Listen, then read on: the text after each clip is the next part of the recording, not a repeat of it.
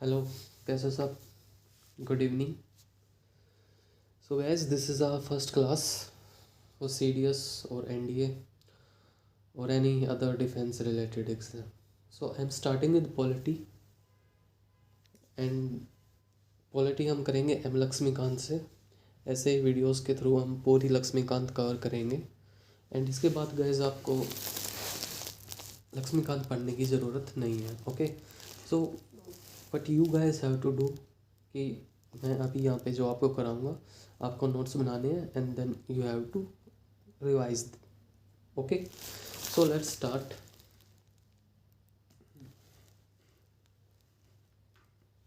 So this is our first topic, Union Executive. So this is your chapter number 17 and 18 of your Lakshmikant. ठीक है,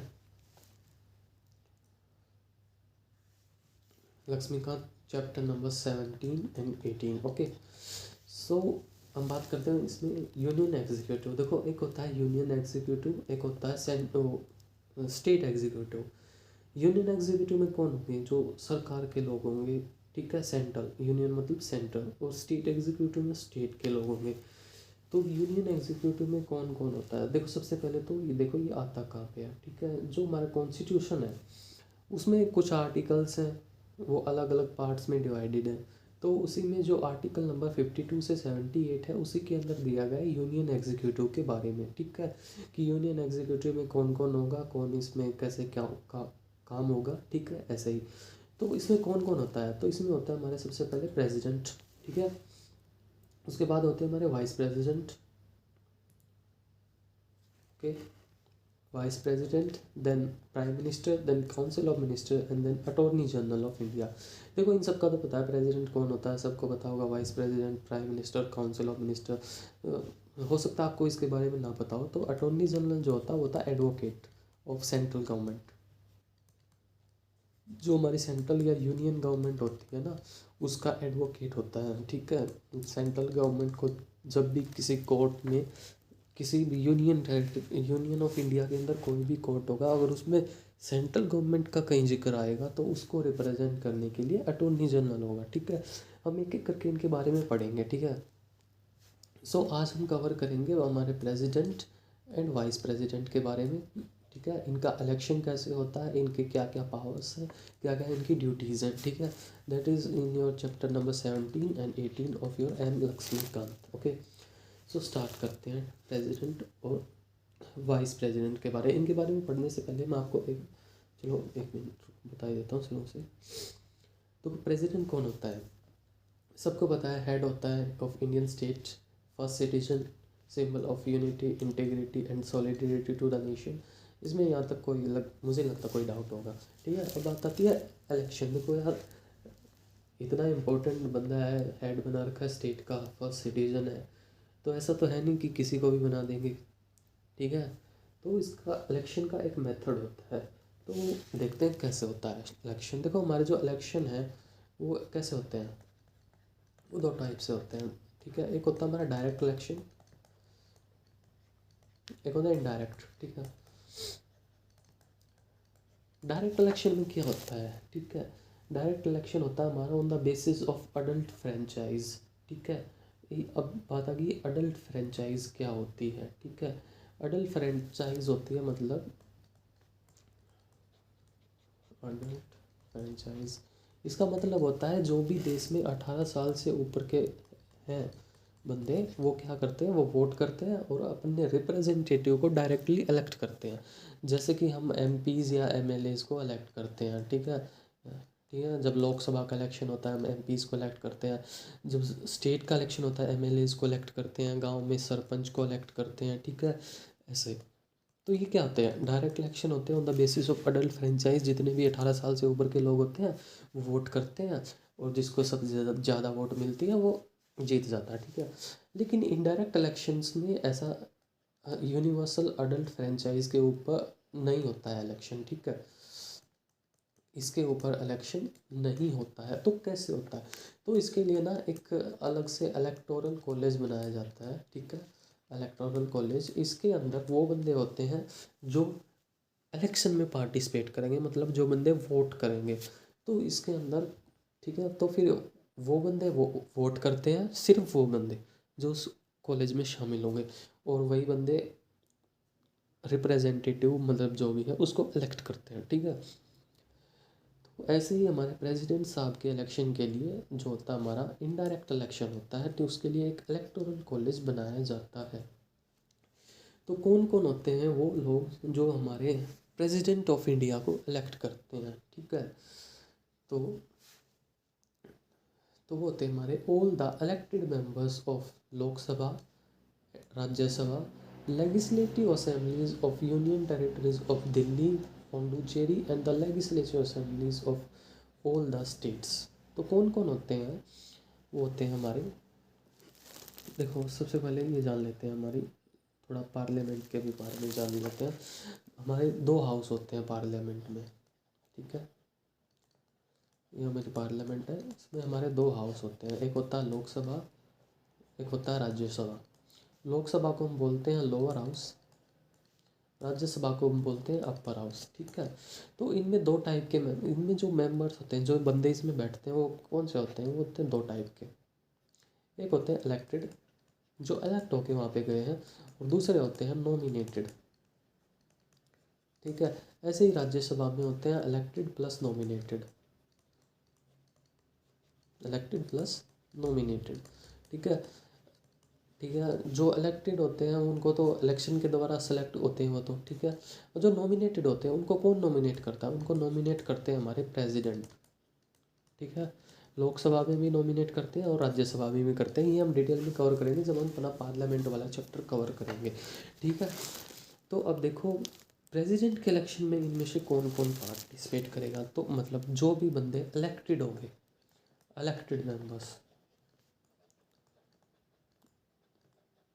of कहाँ का है, जो भी पढ़ा था हमने लोकसभा के प्लस राज्यसभा के, ठीक है। ओनली इलेक्टेड मेंबर्स प्लस जो भी हमारी स्टेट्स की लेजिस्लेटिव असेंबलीज हैं, लेजिस्लेटिव असेंबलीज ऑफ स्टेट्स, ठीक है, उनके जितने भी इलेक्टेड बंदे हैं, मतलब जितने भी हमारे एमएलएज हैं वो पार्टिसिपेट करेंगे, plus legislative assemblies of union territories of Delhi and Puducherry. ये जो यूनियन टेरिटरीज हैं इनके लेजिस्लेटिव असेंबलीज के कौन इलेक्टेड बंदे, तो देखो इसमें ना हमेशा इलेक्टेड बंदे ही पार्टिसिपेट करते हैं, नॉमिनेटेड बंदे पार्टिसिपेट नहीं करते हैं, ठीक है। तो देखो ठीक है, तो ये तो हो गया हमारा कौन कौन पार्टिसिपेट करते हैं, all the elected members of Lok Sabha, Rajya Sabha, state legislative assemblies and the legislative assembly of union territory of Delhi and Puducherry, ठीक है। तो ये लोग करते हैं पार्टिसिपेट। अब देखो कौन पार्टिसिपेट नहीं करता है, देखो अभी मैंने आपको बताया था दो टाइप के मेंबर्स होते हैं, एक होते हैं इलेक्टेड, एक होते हैं नॉमिनेटेड। तो नॉमिनेटेड मेंबर्स जितने भी होते हैं, चाहे वो लोकसभा के हों, चाहे वो राज्यसभा के हों, चाहे वो यूटी के हों, दिल्ली पुडुचेरी, या फिर किसी भी स्टेट के हों, वो पार्टिसिपेट नहीं करते हैं, या तो स्टेट लेजिस्लेटिव असेंबली के हों या काउंसिल के हों। अब ये लेजिस्लेटिव असेंबली और काउंसिल क्या है, देखो जैसा भी हमने पार्लियामेंट के बारे में पढ़ा, इसमें दो हाउस होते हैं, एक होता है लोकसभा, एक होता है राज्यसभा। ऐसे ही जो हमारी स्टेट असेंबली होती है, जो हमारी स्टेट होती है, ठीक है, उसमें भी दो हाउस होते हैं, एक होता है लेजिस्लेटिव असेंबली, एक होता है लेजिस्लेटिव काउंसिल, ठीक है। अब ज़रूरी नहीं है कि सभी स्टेट्स में असेंबली भी हो और काउंसिल भी हो, देखो असेंबली तो सभी स्टेट्स में है लेकिन काउंसिल सभी स्टेट्स में नहीं है। ये क्या होता है कि ये जो स्टेट्स चाहें तो बना सकती हैं, ना चाहे तो मत बनाओ, कोई फालतू नहीं है, ठीक है, कुछ नहीं है। तो इनमें भी दो टाइप के ही मेंबर होते हैं, नॉमिनेटेड, इलेक्टेड एंड नॉमिनेटेड। ऐसे इसमें अगर ये किसी स्टेट में ये है ही नहीं तो कोई मसला ही नहीं है, अगर किसी स्टेट में काउंसिल है तो उसमें भी दो टाइप के मेंबर हो गए, इलेक्टेड एंड नॉमिनेटेड, ठीक है। तो हमारे पास ऐसी केवल 6 स्टेट्स हैं जिसमें वो है हमारे पास काउंसिल है, लेजिस्लेटिव काउंसिल है जिसमें, ठीक है। तो मैं अभी आपको क्या बता रहा हूँ कि केवल और केवल इलेक्टेड मेंबर्स होते हैं ना, वो पार्टिसिपेट करते हैं, ठीक है। नॉमिनेटेड बंदे पार्टिसिपेट नहीं करेंगे, ठीक है। ये बात याद कर रखनी है। और जिस स्टेट में काउंसिल होगी ना, काउंसिल काउंसिल के लोग पार्टिसिपेट नहीं करेंगे, चाहे वो इलेक्टेड हो चाहे वो नॉमिनेटेड हो। इन शॉर्ट बस ये लोग ही पार्टिसिपेट करेंगे। Nominated members of Lok Sabha, Rajya Sabha, Delhi, Pondicherry, legislative assemblies of, एक सेकेंड, बस ये लोग पार्टिसिपेट करेंगे। Elected members of Lok Sabha, Rajya Sabha, Delhi, Puducherry and legislative assembly of all the states, बस, ठीक है। कौन पार्टिसिपेट नहीं करेगा? कोई भी नॉमिनेटेड मेंबर्स, चाहे वो लोकसभा का हो, चाहे वो राज्यसभा का हो, चाहे वो दिल्ली पौंडुचेरी की असेंबली का हो, या फिर किसी स्टेट की असेंबली का हो, या किसी स्टेट की काउंसिल का हो, ठीक है, वो लोग पार्टिसिपेट नहीं करेंगे। काउंसिल के तो इलेक्टेड मेंबर्स भी नहीं करते, ठीक है। अब आते हैं क्वालिफिकेशंस के बारे में। तो प्रेसिडेंट बनने के लिए क्या क्या, अगर आप प्रेसिडेंट का इलेक्शन लड़ना चाहते हैं तो आपके पास क्या क्या होना चाहिए? आपकी उम्र 35 साल होनी चाहिए, आप इंडिया के सिटीजन होने चाहिए, ठीक है।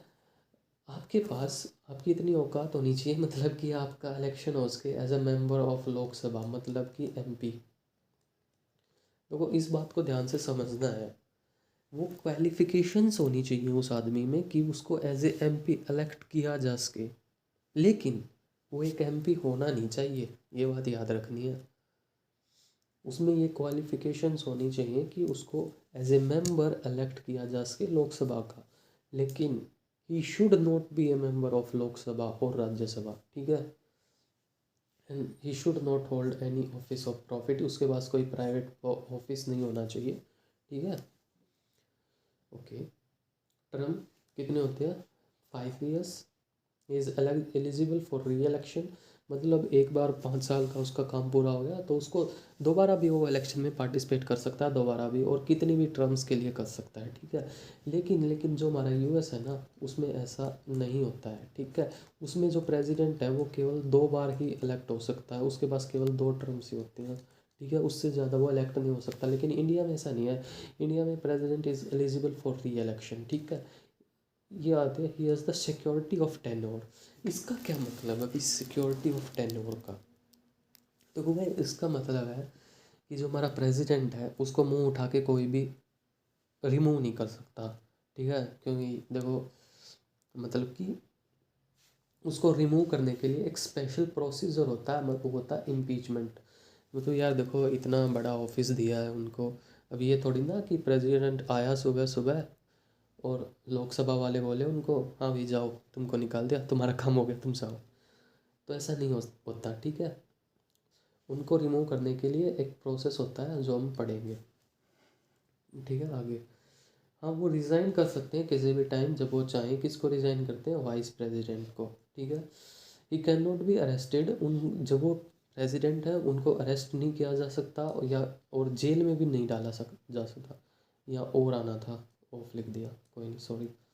ना उनको अरेस्ट किया जा सकता है, ना उनको जेल में डाला जा सकता है during his term of office, ठीक है, ठीक है। क्योंकि यार वो प्रेसिडेंट है, आप उन्हीं को जेल में डाल दोगे तो कैसे चल गया।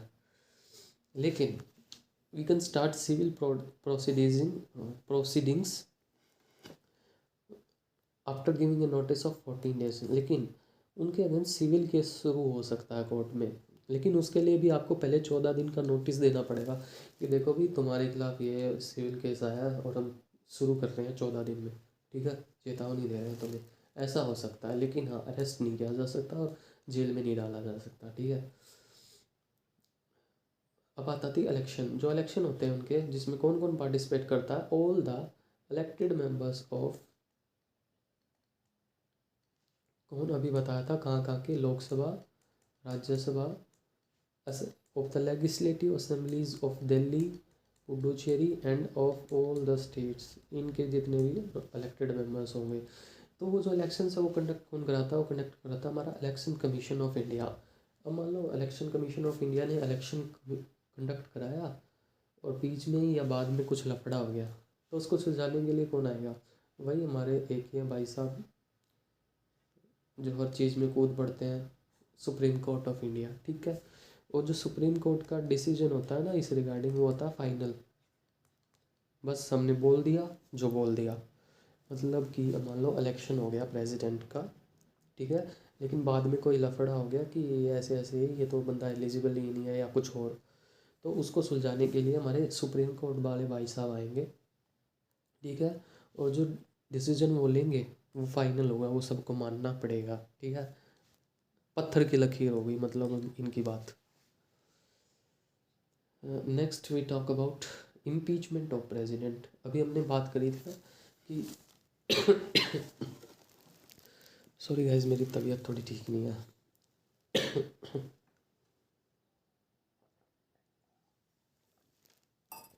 इम्पीचमेंट की बात करते हैं। इम्पीचमेंट मतलब उनको कैसे हम ऑफिस से निकाल सकते हैं, ठीक है। अब मान लो सुबह सुबह आए प्रेसिडेंट नहा धो के, और पार्लियामेंट वाले बोले कि भाई साहब जाओ तुम्हारा काम हो गया, नहीं चाहिए अब हमको तुम, तो यार ऐसा नहीं होता है। तो उनको हटाने के लिए एक स्पेशल प्रोसीजर बनाया गया है, उसको बोलते हैं हम इम्पीचमेंट ऑफ प्रेसिडेंट। और ये बात लिखी कहाँ गई है, ये बात लिखी गई है article number 61, says that president can be removed from his office via impeachment for the violation of the constitution। मतलब उनको हमारे संविधान के वायलेशन के बेसिस पे रिमूव किया जा सकता है। और फनी बात यह है कि ये जो वायलेशन ऑफ कॉन्स्टिट्यूशन है ना, इसको कहीं डिफाइन ही नहीं किया गया कि किस चीज़ को हम वायलेशन ऑफ कॉन्स्टिट्यूशन मानेंगे। कहीं बताया ही नहीं गया है कि क्या चीज़ है जिसको हम वायलेशन मानेंगे। ऐसी बहुत सी चीज़ें हमारी कॉन्स्टिट्यूशन में जिनको डिफाइन ही नहीं किया गया है। उनको बस हम ऐसे ही मानने चल रहे हैं। तो उसके लिए क्या होता है कि हमें कुछ चार्जेस होते हैं, ठीक है, वो इनिशिएट करने पड़ते हैं। तो जो इम्पीचमेंट है वो किसी भी हाउस में शुरू किया जा सकता है। हाउस मतलब लोकसभा या राज्यसभा। उसको लोकसभा वाले भी लेके आ सकते हैं, राज्यसभा वाले भी लेके आ सकते हैं, ठीक है। लेकिन मान लो प्रेसिडेंट को रिमूव करना है, तो लोकसभा वाले बंदे बोले कि हम रिजोल्यूशन लेके आएंगे लोकसभा में प्रेसिडेंट को रिमूव करने के लिए। तो वो जो रेजोल्यूशन है उस पे 1/4 बंदों के सिग्नेचर होने चाहिए, ठीक है। उसके बिना आप रेजोल्यूशन नहीं लेके आ सकते, ठीक है। ऐसा नहीं कि एक दो बंदे का मन किया कि चलो यार इसको हटाते हैं रेजोल्यूशन लेके आओ, तो ऐसा नहीं हो सकता। कम से कम 1/4 लोगों के सिग्नेचर होने चाहिए उस रेजोल्यूशन पे, ठीक है। मान लो, ठीक है। और प्रेसिडेंट साहब को 14 दिन का एडवांस नोटिस देना पड़ेगा कि हाँ भाई देखो हम तुम्हें निकाल रहे हैं, तुम्हारे पास है 14 दिन का टाइम, कर लो जो करना है। तो उनको 14 दिन का नोटिस देना पड़ता है, ठीक है। और फिर जो रेजोल्यूशन होता है उसको सेपरेटली पास कराना पड़ता है दोनों हाउस से। पहले मतलब मान लो पहले उसको लोकसभा से पास कराया, तो वहाँ से पास होने के बाद उसको राज्यसभा से पास कराना पड़ेगा विद ए स्पेशल मेजोरिटी, ठीक है। अगर दोनों हाउस से रेजोल्यूशन पास हो गया, ठीक है, तो हो गया प्रेसिडेंट की छुट्टी। और पास कैसे कराना पड़ता है दोनों हाउस से? स्पेशल मेजोरिटी के साथ।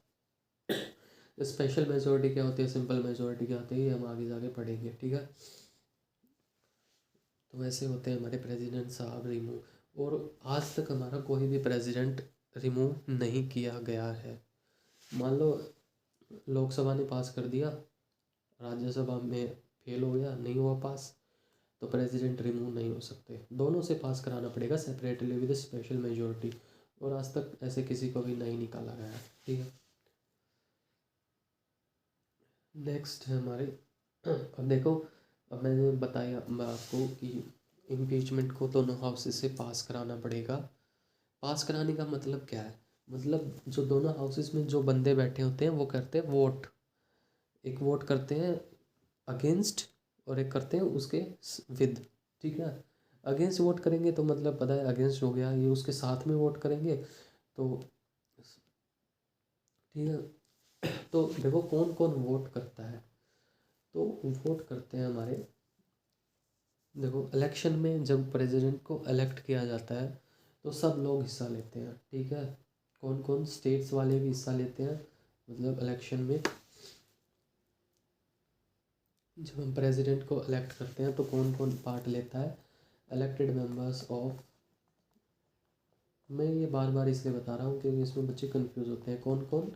लोकसभा के इलेक्टेड मेंबर्स, राज्यसभा के elected members of union territories of Delhi and Puducherry, यहाँ की जो लेजिस्लेटिव असेंबलीज होती है उनके member, and legislative assemblies of states, इनके भी elected members.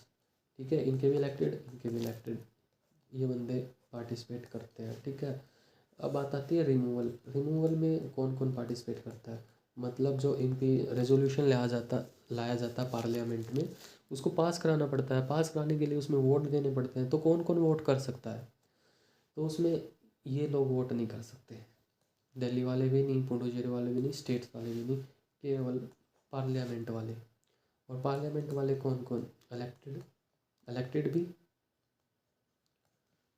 Elected members of Lok Sabha plus Rajya Sabha, और नॉमिनेटेड बंदे होते हैं ना, वो भी कर सकते हैं। Nominated members of Lok Sabha plus Rajya Sabha, मतलब लोकसभा और राज्यसभा के जितने भी इलेक्टेड और नॉमिनेटेड बंदे हैं ना, वो सारे रिमूवल में पार्टिसिपेट कर सकते हैं। देखो ये जो बंदे हैं ना, ये नॉमिनेटेड, ये इलेक्शन में पार्ट नहीं लेते, लेकिन जब निकालना होता है ना, तब ये कूदते हैं कि हाँ भाई हम भी आएंगे। तो रिमूवल में केवल इलेक्टेड और नॉमिनेटेड मेंबर्स पार्टिसिपेट करते हैं। ऑफ कौन? लोकसभा एंड राज्यसभा। ठीक है, so the nominated members of Lok Sabha and Rajya Sabha are allowed to vote in the impeachment of, तो they are not allowed the vote in the election. वो मैंने आपको बताया था ना कि नॉमिनेटेड बंदे भी पार्टिसिपेट करते हैं, लेकिन इलेक्शन में पार्टिसिपेट नहीं करते, रिमूवल में आ जाते हैं। ठीक है, और मैंने आपको क्या बताया था? The elected members of legislative assemblies of Delhi, Puducherry and all states are not allowed to vote in impeachment. बताया था कि केवल लोकसभा और राज्यसभा वाले करते हैं, स्टेट्स वाले नहीं करते हैं। ठीक है, ओके। तो in short only the elected, यही आपको मैं बता रहा था, elected and nominated members of Lok Sabha plus Rajya Sabha, बस यही बंदे हैं जो प्रेसिडेंट के रिमूवल में वोट कर सकते हैं।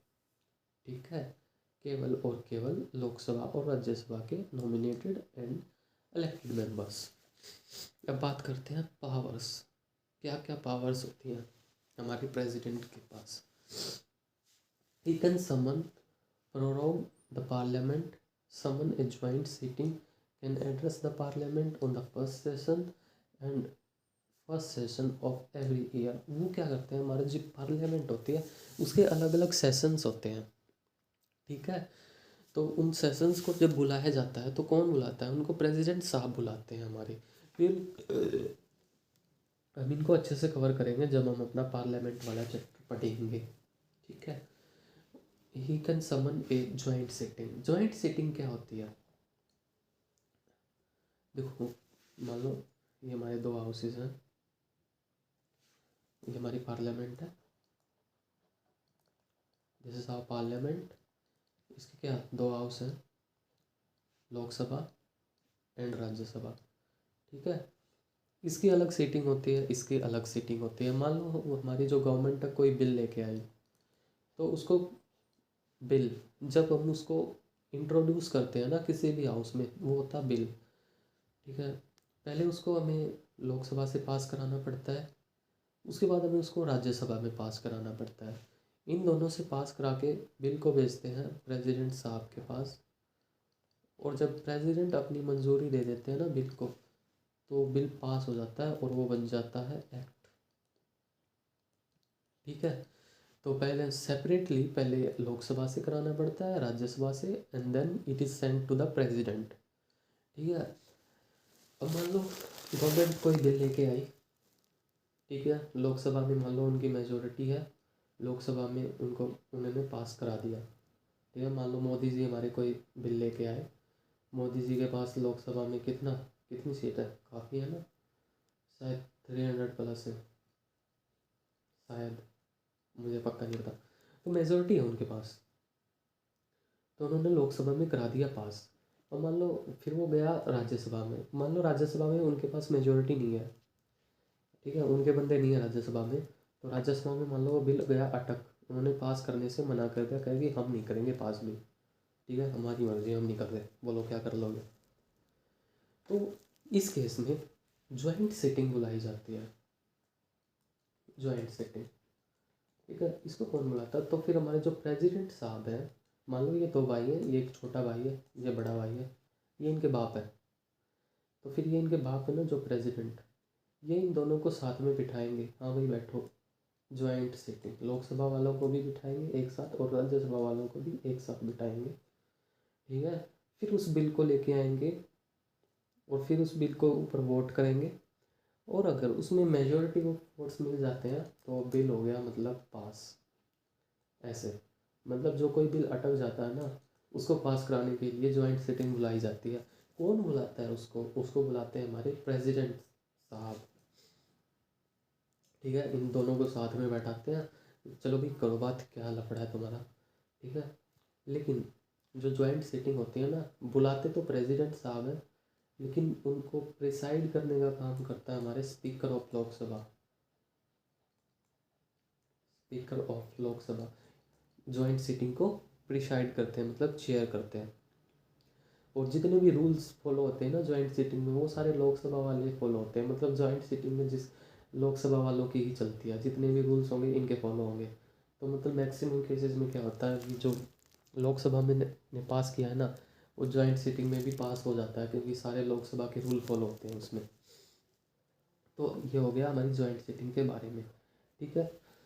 He can address the parliament on the first session and the first session of every year, मतलब मानो जब हमारी नई पार्लियामेंट हुई है, मान लो नया इलेक्शन हुआ है, ठीक है, नई नई पार्लियामेंट बनी है, तो उसका जो फर्स्ट सेशन होता है उसको प्रेसिडेंट हमारे क्या करते हैं, एड्रेस करते हैं, भाषण देते हैं। और हर साल की शुरुआत में भी जो हमारा सेशन शुरू होता है उसको भी एड्रेस करते हैं हमारे प्रेसिडेंट, ये उनकी पावर है, ठीक है। अभी मैंने आपको बताया था जब when a bill is sent to president after it has been pass by parliament, मैंने अभी आपको बताया था ना कि गवर्नमेंट कोई बिल लेके आती है, पहले उसको लोकसभा से पास कराती है, फिर राज्यसभा से पास कराती है, उसके बाद it is sent to the president, उसको प्रेसिडेंट की मंजूरी के लिए भेज दिया जाता है, ठीक है। अभी बताया था ना मैंने आपको,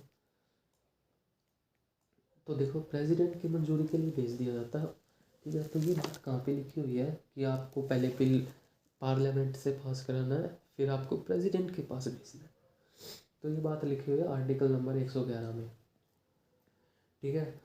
तो मान लो मोदी जी ने कोई बिल पास किया, लोकसभा से भी करा दिया, मान लो राज्यसभा से भी करा दिया, तो अब उनको वो ले जाना पड़ेगा प्रेसिडेंट के पास।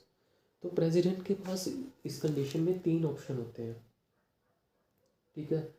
ही कैन, क्या क्या होते हैं, पहला ऑप्शन होता है give his assent to the bill, मतलब उनके पास कोई बिल आया, ठीक है, मोदी जी ने कोई बिल भेजा कि देखो हमने ये कानून बनाया है और आपकी मंजूरी चाहिए,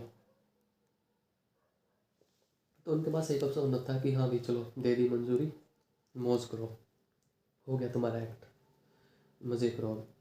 ये तो पहला केस, ठीक है। या फिर उनके पास दूसरा केस होता है he can withhold his assent to the bill, उनके पास कोई बिल आया, वो बोले कि नहीं दे रहा मंजूरी, कर लो क्या करना है, ठीक है। अगर उन्हें ऐसा कर दिया ना तो बिल एक्ट नहीं बनेगा, वो बिल वहीं पे ख़त्म। तो इस पावर को बोलते हैं हम एब्सोल्यूट वीटो, कि कोई बिल आया और प्रेसिडेंट ने मना कर दिया कि नहीं दे रहा परमिशन, कर लो क्या कर लोगे, तो वो हो गया हमारी एब्सोल्यूट वीटो।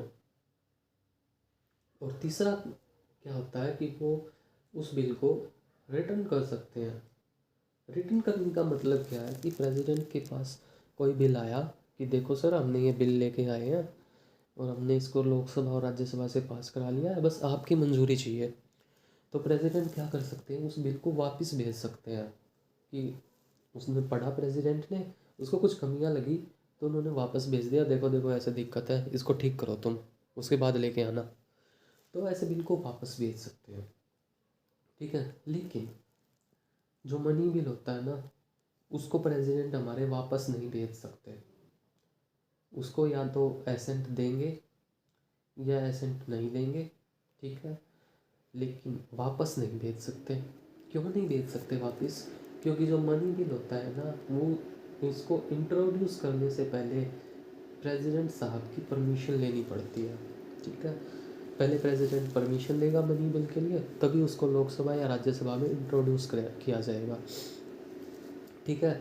सो इसलिए वो उसको रिटर्न नहीं कर सकता, क्योंकि फिर तो वही बात होगी ना कि देखो यार, तुम्हारी परमिशन के साथ तो इंट्रोड्यूस किया था और अब तुम इसको वापस भेज रहे हो, ये टाइम वेस्टेज नहीं चलेगा। तो प्रेसिडेंट साहब हमारे मनी बिल को रिटर्न नहीं कर सकते, वो या तो उसको असेंट देंगे या नहीं देंगे, लेकिन वापस नहीं भेज सकते उसको, मनी बिल को। बाकी सभी बिल्स को भेज सकते हैं कि हाँ भाई देख लो। फोर्थ ऑप्शन क्या होता है? हाँ, इसको रिटर्न को पढ़ रहे थे ना। मान लो कोई बिल आया और प्रेसिडेंट ने वापस कर दिया कि देखो भाई, इसको दोबारा से देखो, इसमें कुछ दिक्कत लग रही मुझे, ठीक है। तो पार्लियामेंट के पास बिल आया, पार्लियामेंट ने देखा उसको और पार्लियामेंट ने उस बिल को दोबारा पास कर दिया बिना पढ़े ही, और दोबारा से प्रेसिडेंट के पास आया। तो इस केस में प्रेसिडेंट को अपना एसेंट उसको देना ही पड़ेगा। President has to give his assent to the bill. मतलब कोई बिल पास किया पार्लियामेंट ने, उसको फिर वो प्रेसिडेंट के पास लेके गए और प्रेसिडेंट ने मान लो उस बिल को वापस कर दिया पार्लियामेंट को कि इसको दोबारा देखो, तुम बाद में आना। तो मान लो फिर पार्लियामेंट ने उसको दोबारा देखा या नहीं देखा, उनकी मर्जी, उस बिल को फिर से पास कर दिया और फिर से प्रेसिडेंट के पास लेके गए। तो इस बार प्रेसिडेंट को देना ही पड़ेगा अपना एसेंट, वो बिल पास करना ही पड़ेगा, उस पर साइन करने ही पड़ेंगे, ठीक है। हाँ, वो मनी बिल को ऐसे वापस नहीं कर सकते, ठीक है, ये बात याद रखना। ये तो होगी 3 ऑप्शन। चौथा ऑप्शन क्या होता है? 3 ऑप्शन क्या थे? या तो वो बिल को एसेंट पास कर दे, या मना कर दे, या वापस कर दे। चौथा क्या होता है? You can keep the bill pending, वो बिल को पेंडिंग रख ले, ठीक है, for an indefinite period of time, and this is known an pocket veto. मतलब क्या हुआ, ना उसने हाँ कही ना उसने ना कही, बिल को अपने पास रख लिया और बोला कि देखते हैं यार, सोचते हैं जब टाइम लगेगा तो इसको तुम ऐसे समझो। एक फनी चीज़ बताता हूँ। मान लो तुमने एक लड़की को किया प्रपोज, ठीक है, इसको मान लो प्रेसिडेंट है, ठीक है, इसको मान लो ये तुम हो, कौन हो तुम? ये मान लो हमारे तुम हो, मतलब कौन? पार्लियामेंट है हमारी, ये लड़की है मान लो प्रेसिडेंट। तुमने इसको प्रपोज किया, ठीक है, तो इसके पास क्या है? 4 ऑप्शन है, या तो वो हाँ बोल दे, यस, मतलब तुम्हारा पास हो गया प्रपोजल, या वो ना बोल दे कि नहीं, तो तुम्हारा प्रपोजल वहीं पे हो गया कैंसिल, ठीक है। या वो कहे कि, या वो रिटर्न कर दे तुम्हारा प्रपोजल। इसका मतलब क्या है कि बोले कि यार अभी मैं पढ़ाई पे फोकस कर रही हूँ, ये है वो है, we can be good friends and बाद में देखते हैं। तो ये होगा रिटर्न। और चौथा ऑप्शन क्या होता है? चौथा ऑप्शन होता है आपको फ्रेंड जोन कर दे, मतलब ना हाँ बोले और ना बोले, मतलब आपका कट गया। सॉरी गाइस, जोक पार्ट, समझ गए ना? तो ये बस आपको समझाने के लिए था। तो प्रेसिडेंट क्या होता है? प्रेसिडेंट के पास जब कोई बिल जाता है पास होने के लिए, या तो वो उसको पास कर सकते हैं, या वो उसको पास नहीं करेंगे, या वो उसको वापस कर देंगे पार्लियामेंट को, देखो भाई इसको दोबारा पढ़ो, कुछ गलतियां हैं इसमें और दोबारा पढ़ो, या वो उसको अपनी पॉकेट में रख लेंगे छुपा के, ना तो हाँ कहेंगे ना कहेंगे, मतलब बीच में लटका देंगे और अपनी पॉकेट में उसको इंडेफिनिट पीरियड ऑफ टाइम तक रख सकते हैं वो, ठीक है। ये तो हो गया हमारा बिल का।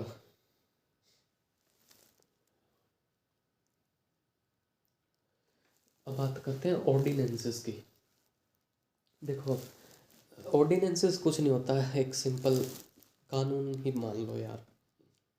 जैसे पार्लियामेंट कोई बिल लेके आती है, उसको सिंपली पहले पार्लियामेंट एक हाउस में इंट्रोड्यूस करती है, मान लो लोकसभा में करती है, लोकसभा से पास कराती है, फिर राज्यसभा से पास कराती है, और वो क्या बन जाता है, एक्ट बन जाता है। ठीक है। तो ऑर्डिनेंस क्या होता है यार, ऑर्डिनेंस भी वही चीज़ होती है, बस इसका थोड़ा तरीका अलग होता है। बिल के केस में क्या होता है, पहले उसको पार्लियामेंट से पास किया जाता है, फिर उसके पास उसको प्रेसिडेंट के पास लेके आया जाता है। लेकिन ऑर्डिनेंस के केस में उल्टा होता है, पहले प्रेसिडेंट साहब कोई कानून बना देते हैं और बाद में उसको ले जाते हैं पार्लियामेंट में पास करवाने के लिए। ठीक है, उल्टा होता है। ये होता कब है, ये जब होता है कि जब हमारी पार्लियामेंट सेशन में नहीं होती, मतलब पार्लियामेंट मान लो छुट्टियां मनाने गई हुई है और कुछ ऐसी दिक्कत आ गई कि कानून बनाना ही पड़ेगा, तो अभी अर्जेंट पार्लियामेंट को तो नहीं बिठा सकते ना, तो उस कंडीशन में क्या करेंगे, हमारे प्रेसिडेंट साहब ऑर्डिनेंस पास कर देंगे और वो ऑर्डिनेंस क्या बन जाएगा, कानून। और ये बात कहाँ लिखी हुई है, ये बात लिखी हुई है आर्टिकल नंबर 123 में। ठीक है, ओके। लेकिन these ordinances must be approved by the parliament with in 6 months of its reassembly. लेकिन मान लो प्रेसिडेंट ने कोई ऑर्डिनेंस पास कर दिया जब पार्लियामेंट की छुट्टियां चल रही थी, ठीक है, लेकिन पार्लियामेंट मान लो छुट्टियां ख़त्म हो गई और वो दोबारा आ गई, तो वो जो ऑर्डिनेंस पास किया था ना, वो 6 हफ्ते के अंदर, 6 हफ्ते के अंदर दोबारा पार्लियामेंट से पास कराना ज़रूरी है। ठीक है, वरना वो फर्जी हो जाएगा फिर, वरना इट सीजेस टू ऑपरेट। ठीक है, he can also withdraw ordinances any any time, मान लो प्रेसिडेंट कोई ऑर्डिनेंस दिया है, वो उसको वापस भी लिख सकते हैं किसी भी टाइम पे। Maximum life of ordinance is 6 months plus 6 weeks। इसका क्या मतलब है, देखो मान लो प्रेसिडेंट ने कोई ऑर्डिनेंस पास किया, ठीक है, मतलब पार्लियामेंट की क्या चल रही है, छुट्टियाँ, पार्लियामेंट ये क्या है, ऑफ चल रहा है इसका, छुट्टियाँ मना रही है मनाली में। ठीक है, तो हमारे मान लो कोई ज़रूरत आन पड़ी तो प्रेसिडेंट ने क्या किया, ऑर्डिनेंस पास कर दिया, ऑर्डिनेंस पास कर दिया। ठीक है, तो उसके बाद क्या, ऑर्डिनेंस पास होने के बाद क्या हुआ, पार्लियामेंट फिर शुरू हो गई, पार्लियामेंट हो गई फिर से शुरू। ठीक है, तो उसके 6 हफ्ते के अंदर, शुरू होने के 6 हफ्ते के अंदर वो जो ऑर्डिनेंस था, अगर पार्लियामेंट उसको पास कर देती है तो वो बन गया कानून, नहीं किया तो वो हो गया वहीं पे ख़त्म। तो ये तो हो गए 6 वीक। और जो एक पार्लियामेंट का जो एक सेशन होता है, 2 सेशन होते हैं साल में, 4 सेशन होते हैं, 1 2 3 4, 4 सेशन होते हैं। और मान लो किसी कंडीशंस की वजह से 4 सेशन ना हुए, मान लो 2 सेशन हुए, तो ये रूल है कि एक पार्लियामेंट के 2 सेशंस के बीच में मैक्सिमम गैप 6 महीने का ही हो सकता है। मतलब पार्लियामेंट वाले बंदे 6 महीने से ज़्यादा छुट्टियां पे नहीं जा सकते। मतलब इसका मतलब क्या है कि साल में कम से कम पार्लियामेंट के 2 सेशन तो होने ही चाहिए। नॉर्मली 4 होते हैं मान लो, लेकिन कुछ दिक्कत हो गई तो भी, कितनी भी बड़ी दिक्कत क्यों ना हो जाए, कम से कम 2 सेशन तो होने ही चाहिए। मतलब 2 सेशंस के बीच में 6 महीने का गैप हो सकता है ज़्यादा से ज़्यादा। तो एक ऑर्डिनेंस की मैक्सिमम लाइफ कितनी होगी, वो कितने दिन तक रह सकता है, उसकी मैक्सिमम लाइफ होगी 6 month प्लस 6 weeks। ये 6 month तो वो हो गए, मान लो कोई मैक्सिमम गैप है, और ये 6 वीक वो हो गई कि मान लो पार्लियामेंट शुरू हो गई उसके 6 हफ्ते के अंदर। ठीक है, तो उसकी मैक्सिमम लाइफ होगी 6 महीने और 6 हफ्ते। The president had no veto power in respect of a constitutional amendment bill. अभी मैंने आपको बात बताई थी कि जैसे हमारी जो पार्लियामेंट है कोई कानून बनाती है तो उसको प्रेसिडेंट साहब के पास लेकर जाती है। प्रेसिडेंट के पास 4 ऑप्शन होते हैं, या तो वो हाँ बोल दें, या वो ना बोल दें, या वो रिटर्न कर दें, या वो उसको अपनी पॉकेट में रख ले। लेकिन जो हमारा कॉन्स्टिट्यूशनल अमेंडमेंट बिल होता है, जिस बिल के अंदर हमने अपने संविधान का संशोधन किया होता है, संविधान में कुछ बदला है मान लो पार्लियामेंट में, तो उस केस में प्रेसिडेंट के पास वीटो पावर नहीं हो सकती, उस केस में वो मना नहीं कर सकते। ठीक है ना, वो उस केस में अपनी पॉकेट में रख सकते हैं। ठीक है, the 24th constitutional amendment act of 1971 made it obligatory for the president to give his assent to a constitutional amendment bill. मतलब जो हमारा 24th अमेंडमेंट हुआ था 1971 में, उसमें इस बात को लिखा गया था कि जो हमारा कॉन्स्टिट्यूशनल अमेंडमेंट बिल होगा उसको प्रेसिडेंट साहब को पास करना ही पड़ेगा, ना वो उसको वापस कर सकते हैं ना वो उसको मना कर सकते हैं, ठीक है, ना उसको रिटर्न कर सकते हैं ना पॉकेट में रख सकते हैं, उसको तो पास करना ही पड़ेगा भाई, ठीक है। यहाँ तो आप फंस गए, ठीक है, क्योंकि ये कॉन्स्टिट्यूशनल बिल है, ठीक है। एक होता है, देखो दो दो चीज़ें होती हैं, एक होता है हमारा सिंपल बिल, सिंपल बिल,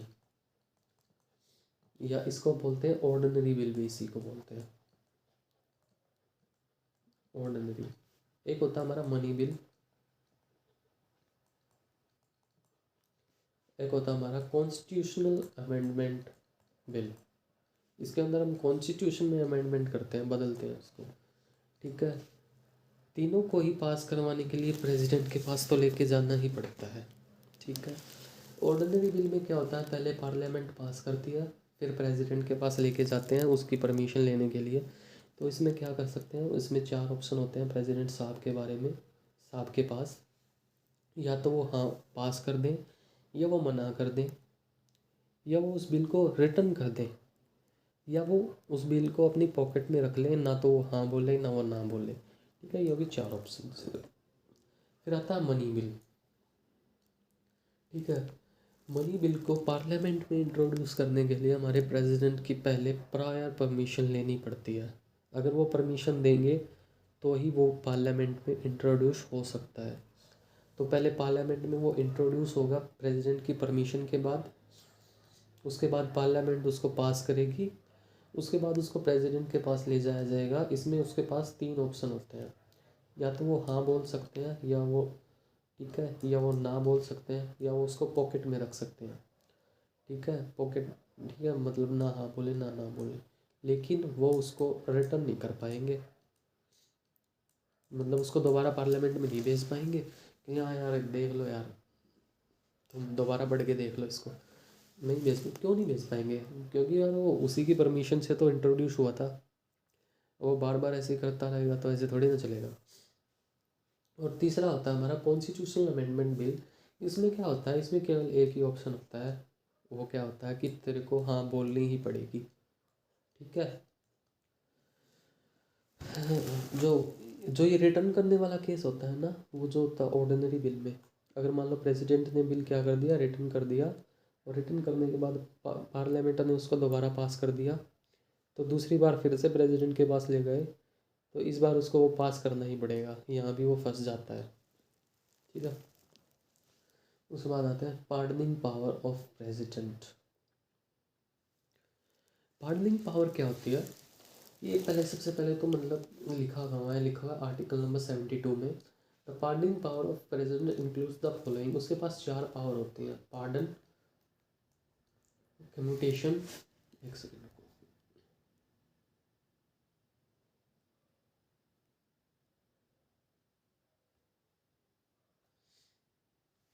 उसके पास 4 पावर, उसमें पार्डन, कम्यूटेशन, रेमिशन, रेस्पाइट, और एक और होती है रिप्रायर।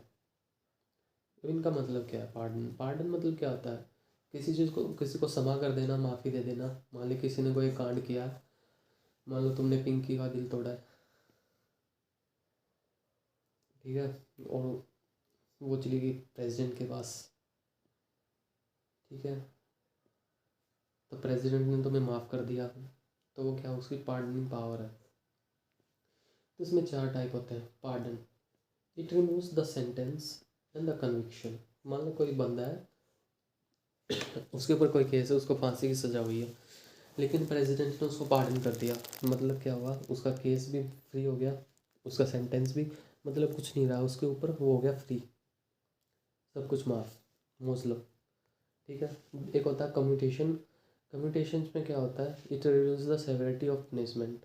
मतलब किसी को फांसी की सज़ा है, प्रेसिडेंट को उस पर दया आ गई, तो क्या किया कि बोला तुम्हारी फांसी कैंसिल, तुमको हम उम्र कैद दे देते हैं, ठीक है, मतलब अटैच सेंटेंस में भी committed to a rigorous punishment, ठीक है। एक होता है रेमिशन। रेमिशन में क्या होता है, it reduces the period of sentence, ठीक है। इसमें उसको पीरियड को कम कर देते हैं, मान लो 14 साल की सज़ा थी, प्रेसिडेंट को दया आ गई, उसको 7 साल कर दिया, ठीक है, जाओ मौज करो। ठीक है, रेमिशन एक होता है रेस्पाइट। रेस्पाइट क्या होता है, ये सेम ही होता है रेमिशन के, इसमें भी पीरियड ऑफ सेंटेंस कम कर देते हैं, लेकिन स्पेशल केसेस में होता है, लाइक प्रेग्नेंट वोमेन हो गई या फिर कोई किसी की मेंटल हेल्थ ठीक नहीं है, तो इस केसेस में होता है वो।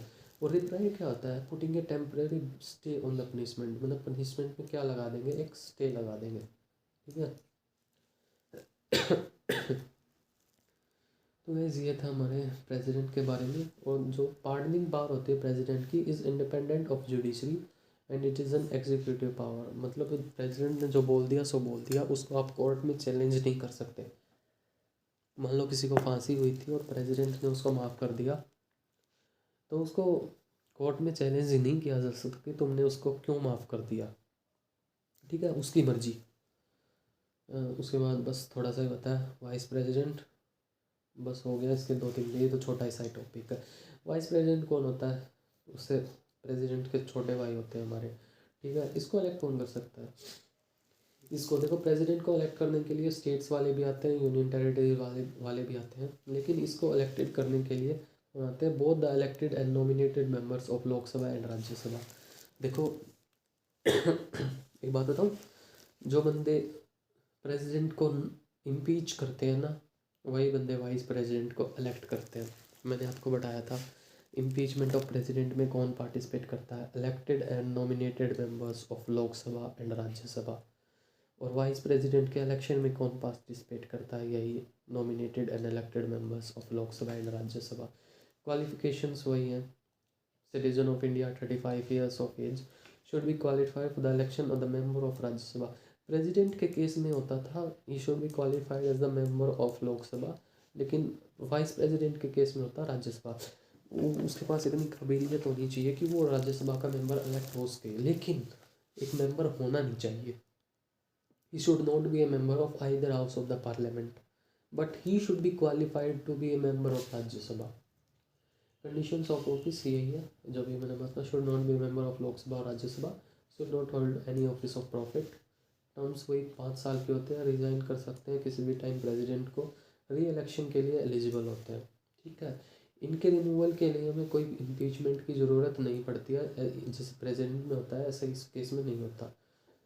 इनको रिमूव करने के लिए एक सिंपल सा रेजोल्यूशन पास करना पड़ता है, जिसको राज्यसभा में can be pass by a simple majority, in Lok Sabha में यहाँ पे स्पेशल मेजोरिटी आएगा गाइस, यहाँ पे ये गलती से लिख दिया गया है। ठीक है, ये ठीक कर लेना, हाँ ये गलती से हो गया।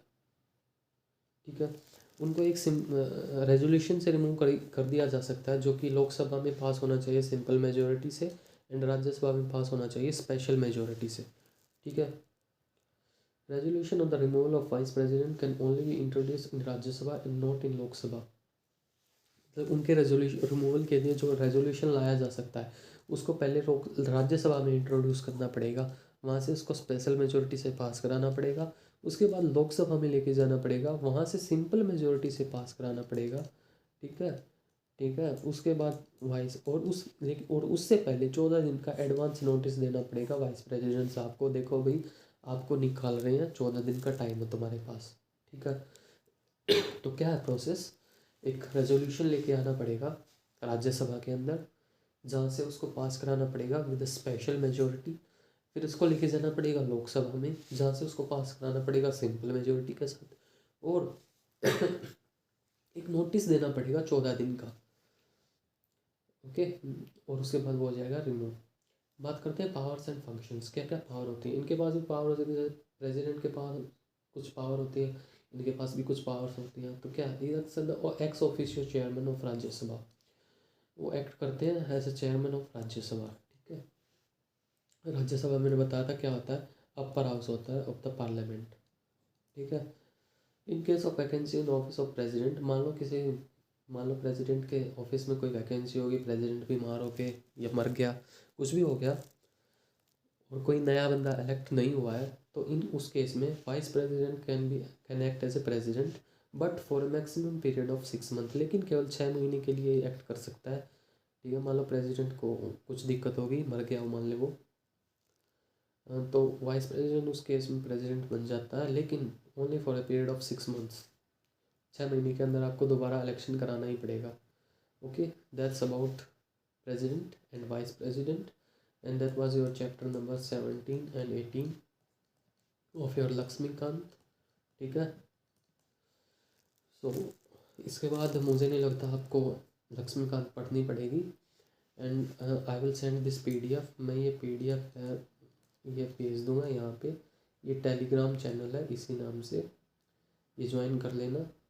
ठीक है, मैं यहाँ पे ये PDF सेंड कर दूंगा। ठीक है, नेक्स्ट क्लास मैं ट्राई करूँगा कल। ठीक है, अभी एक क्लास में हमने किया है प्रेसिडेंट वाइस प्रेसिडेंट, एक क्लास में हम कर लेंगे prime minister, council of ministers, chief minister and state council of ministers. फिर एक क्लास में हम कर लेंगे कॉन्स्टिट्यूशनल बॉडीज़, एक क्लास में नॉन कॉन्स्टिट्यूशनल बॉडीज़, एक क्लास में पार्लियामेंट, और ऐसे ही 10-15 दिन में पॉलिटिक ख़त्म। So guys, thank you very much for your time, और अपने फीडबैक ज़रूर देना। ठीक है, कहीं भी दे सकते हो आप लोग, and thank you and take care, bye.